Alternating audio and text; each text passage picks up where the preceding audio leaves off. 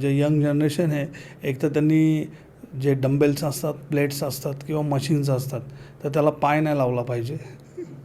पाय लावलं की मी तरी ट्रिगर होतो किंवा पाय लावलेलं म्हणजे मला आवडत नाही किंवा पायाने पुश करतात डंबेलला, प्लेट पायाने ढकलतात. हे तर एक तर सगळ्यात पहिली गोष्ट केलंच नाही पाहिजे. दुसरी गोष्ट त्यांचे जे कोच आहेत, सीनियर कोच, त्यांचा रिस्पेक्ट केला पाहिजे. तिसरी गोष्ट की आजकाल आपण बघतो की भरपूर म्हणजे इंस्टाग्राम आणि यूट्यूबवरती भरपूर काही अशा एक्सरसाइज आहेत किंवा ऑनलाईन कोच आहेत. तर त्यांचं गायडन्स घेऊन ते वर्कआउट करतात. करण्यात काय प्रॉब्लेम नाही आहे. पण ते करताना कसं आहे की शेवटी कसं होतं की जो लाईव्ह आपण जेव्हा वर्कआउट करतो विथ कोच, कारण की तो स्पॉटिंग क्लिअर करतो, तो ब्रिदिंग, पोश्चर सगळ्या गोष्टी तो गाईड करू शकतो. तसं ते तुम्ही बाहेरचं बघून जर केलं तर काय उपयोग नाही आहे.